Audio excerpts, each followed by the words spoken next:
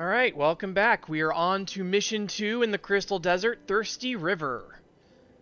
This one's going to be way over there, and we'll go ahead and start making our way over, just like before. It's going to be much the same route that we used to get, well, the first, I guess 10% of it's the same. Technically, you have two options to get to Thirsty River. You can make a stop by Destiny's Gorge first, which I would have recommend because it does make the run to Alona Reach a little bit quicker. Or if you want to just go directly to Thirsty River, you can take the southern path. And the southern path is the one that I'm going to show because I'll show most of the northern path through Alona Reach anyways.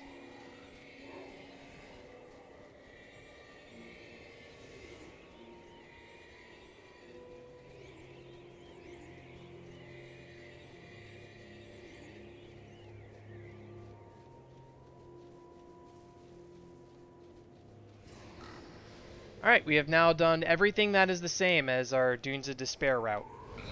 This time we are going through the pass instead of teleporting over it. I don't know if we'll actually be using any teleporters for this run. But that's why it's the longest run. That's why we're also going to try to... Hydra did not want me to duck it. Oh, whatever. It has signed its own fate. Alright, you goobers, let's get running.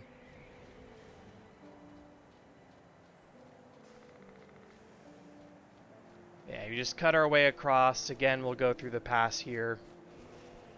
I don't think the teleporter is going to really save us much in terms of skipping enemies this time.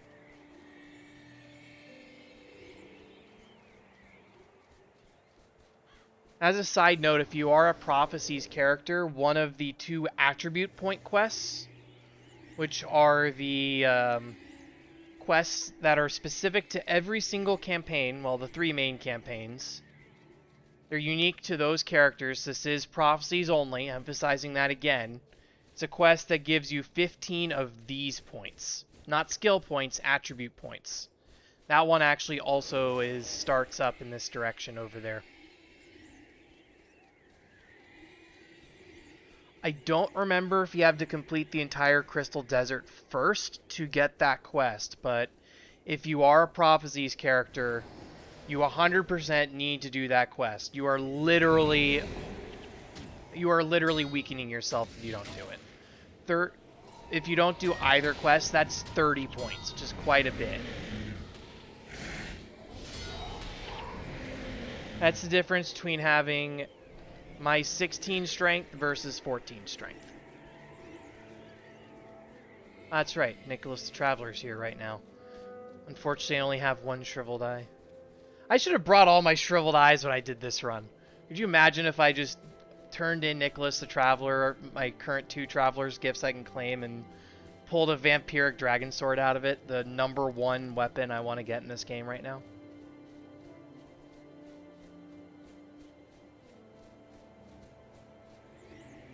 Number 2 being the Glacial Daggers. Number 3 is Doom's Soul Reaper, whatever it's called. 4th being the Soul Breaker. I don't think I have a 5th right now.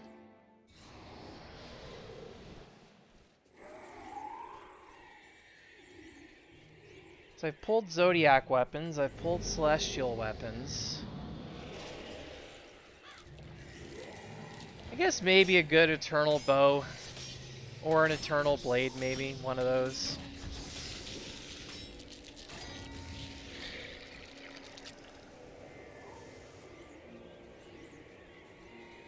So, make our way to Thirsty River. We are going to head this direction.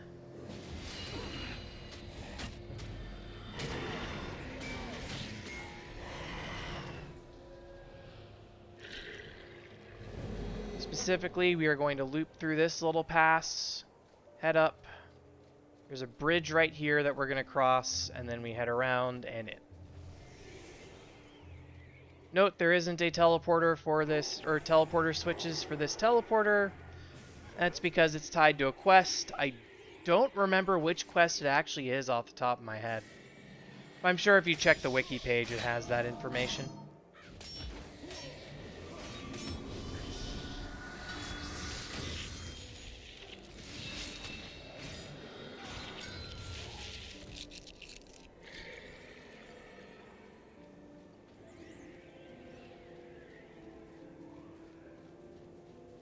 Yeah, the other option, if you were coming from Destiny's Gorge, the route I would recommend is you head south to this teleporter here. So just along this little path to this teleporter. And then from here, you're virtually doing the same route I just took. You also have the option, you can take this teleporter and then go through this canyon and emerge out from here and go in. But there is a lot of centaurs in the canyon, so don't recommend it. Whereas here, it's just you deal with the dune burrowers. Alright, sprint them through, guys. Sprint through, sprint on through. Make Livia hurry up. And we can just get away from the mesmer, and then we don't have to worry about a thing.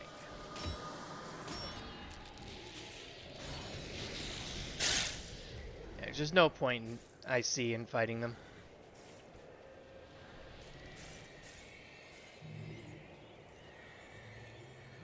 And I believe the way to that teleporter is there's another bridge somewhere up here. I forget where. But if you were able to get up here and take this teleporter directly across from inside this canyon, that would definitely be my #1 pick. I guess there's also a third route where you just go along, where you just hug the entire edge and you eventually make it. That one's got a lot of sand giants, which will knock you down all over the place, so it can also take pretty long. Just take this one. Dune burrowers, it's like you can run past them if you want to as well. It's mostly just the scarabs you'd have to deal with. It really isn't that bad of a run.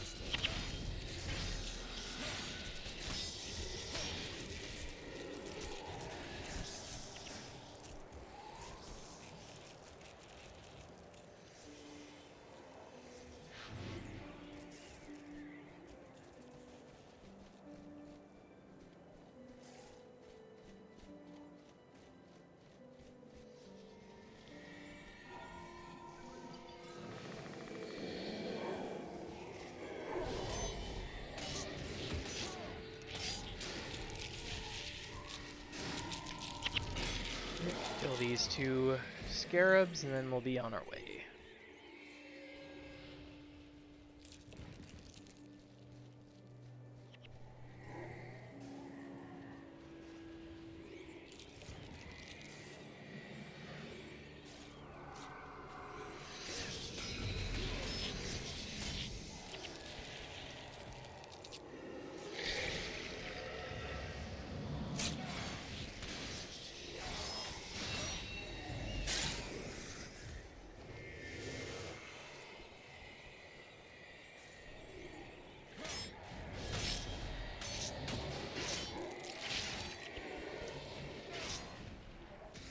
Part of me is wondering in my head now if I should have done the routes to all 3 missions together in one with the Augury Rock video, because Augury Rock's so quick.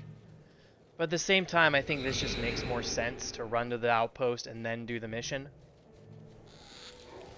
But part of me wonders if I should have, for the sake of keeping me... of trying to at least make the Augury Rock videos somewhat interesting without merging Dragon's Lair into it. I really don't want to put 2 missions into one video. It just doesn't make sense. Even with ones like Gate of Destruction's Delve into Time for Heroes, or Raisu Palace into Imperial Sanctum, Gate of Madness into Abaddon's Gate. Like, I could do the same thing with all of those because they're also really quick, but it just doesn't make sense to me. And show some of the post-game stuff, kind of the thing, or post-mission stuff to expect after those ones. If you want to get the armors or recruit the heroes, all that stuff afterward. At least for Nightfall and factions.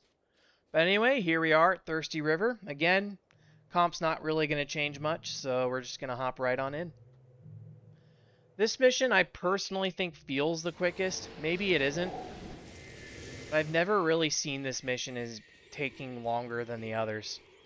So side note here, these sand giants, you can go out and kill them to get morale boosts. You're going to get a lot of morale boosts in this mission anyways, because it is basically time attack.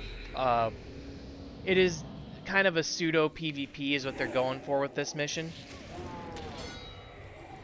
And each one of these is going to have a boss, so you can choose which ones you want to kill. Generally, I don't tend to kill more than 2 of them. And even then, only if they're on the way. I'm totally fine with just killing 1.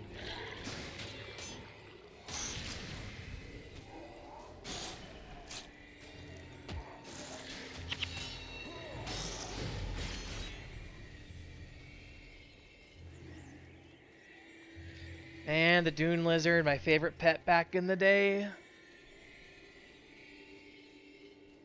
Then Factions came out and I wanted a Phoenix. Black Widows were certainly really cool pets too, but Noob Me never would have stood a shot in the underworld.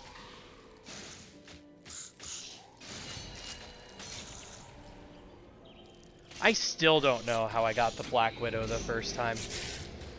The comps I was running back then were just bad.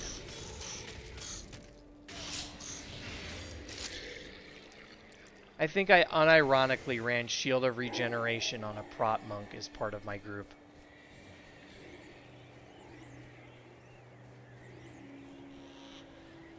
I was trying to run like one of every class was kind of my deal. And I didn't have a Ritualist because I didn't have Raza. And Xandra didn't exist yet. Or no, Xandra existed. No, she did. I was just afraid of the Norn fighting tournament.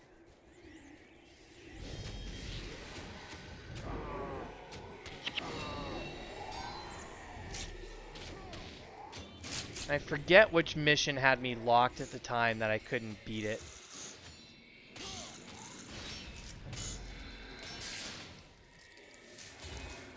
It might have been Gate of Madness.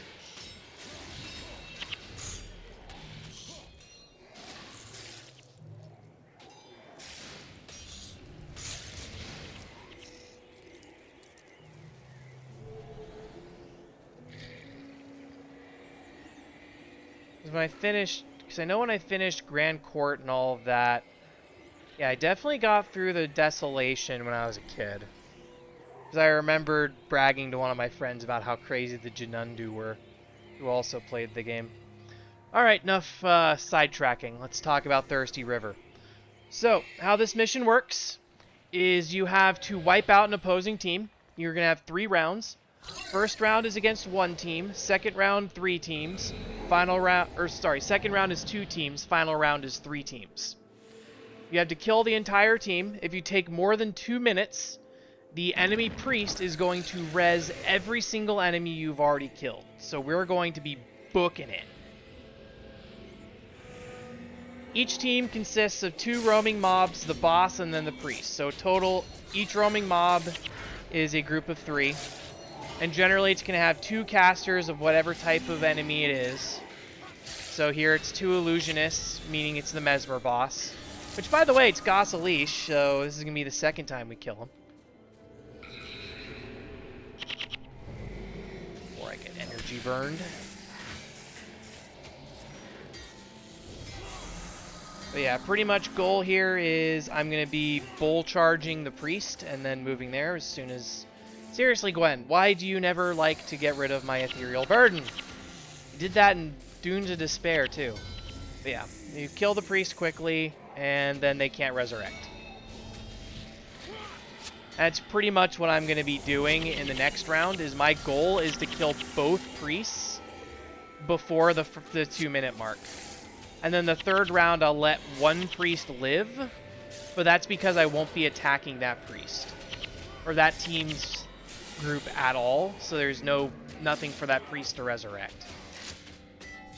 So Ghostly Hero is still going to follow the same rules of Dunes of Despair.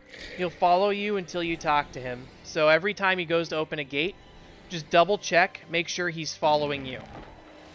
Because you don't want to lose any time here to the Ghostly Hero not following you. And that's because of the bonus. The bonus is you have to basically speedrun this. You can't, I believe you can't let the priests resurrect a total of 3 times. There's a time limit before the main ally runs away.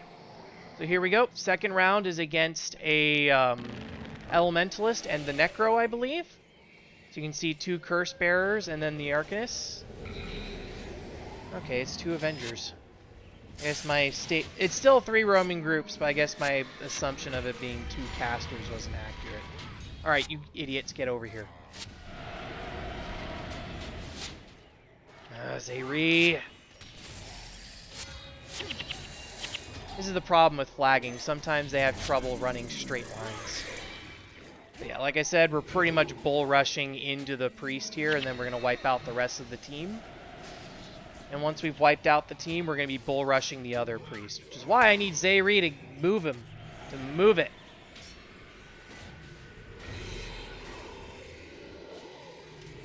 Once again, go for the priest.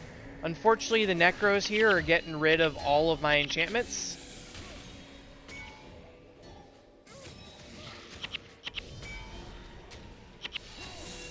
Just gonna make this kill take a little bit longer than I would have preferred. Them getting stalled out by a body block at the start didn't really do me many favors too. Oh my god, that last word of healing. I may not get the kill at the 2-minute.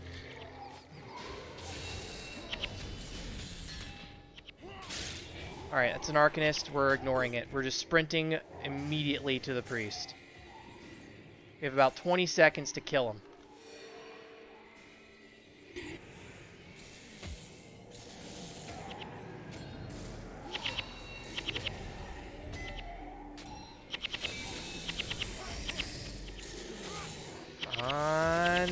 Got him. So yeah, you need some pretty good damage to really pull it off. If you need to wait that extra second, you kind of will have to.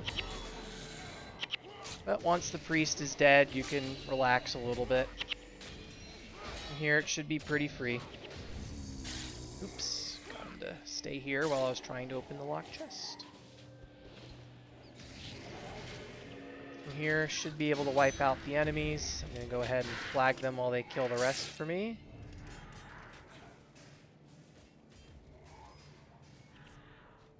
So I can go looting.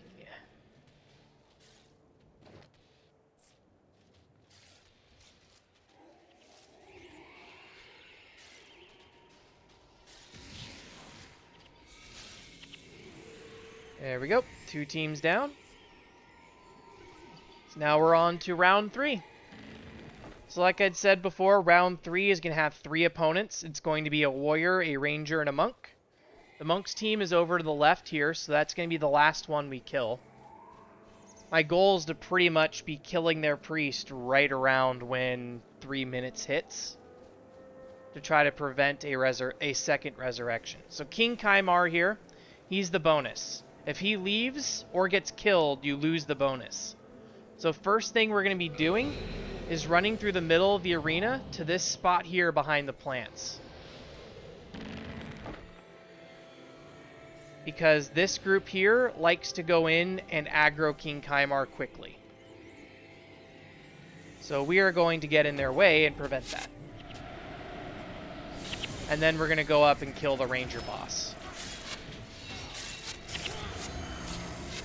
As soon as these curse bearers are dead, I can put in... Okay, there's a curse bearer over there, but once this one dies, I can at least put Strength of Honor on myself again. So again, ignore the boss, go straight at the priest. Especially with the warrior boss, because the warrior has more armor than the monk does, so you'll do less damage and the monk will be more free to heal.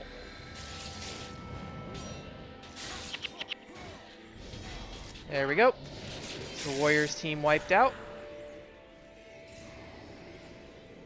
So now we're going to go for the ranger.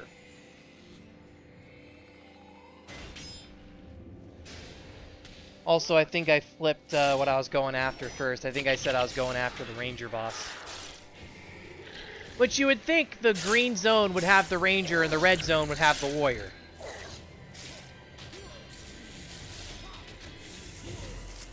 Yeah, once these guys are dead, we're once again going to dive in on the priest. here we go.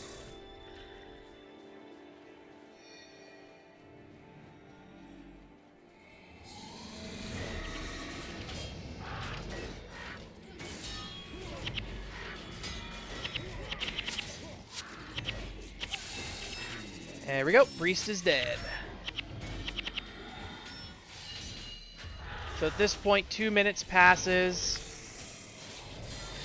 And the entire Monks team, which I have not killed any of their members, reses. But nobody else does because I killed all their priests. Which means I'm going to have most of the time to be able to kill that priest. Which this is going to be the hardest one to kill because of the Monk boss. Which is why you go for this one last. This one, again, you kind of have two options. You can either go early at the enemy, or you can dive at the priest.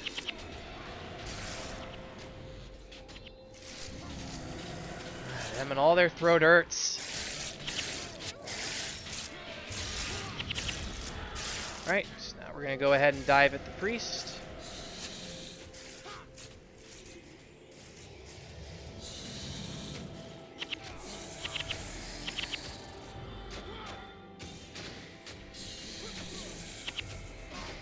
This can be the hardest part of the mission when trying to get the bonus. I have definitely had cases where I have been fighting that monk, or that priest, and reses the entire team underneath it. But there we go, Thirsty River complete. So, like I said, fastest of the missions, but definitely the longest to run to. Now we're back at Augury Rock, ready to run to our final spot, which will be Alona Reach. So again, hope these videos continue to be useful. Good luck with your runs, and we'll see you with the next one.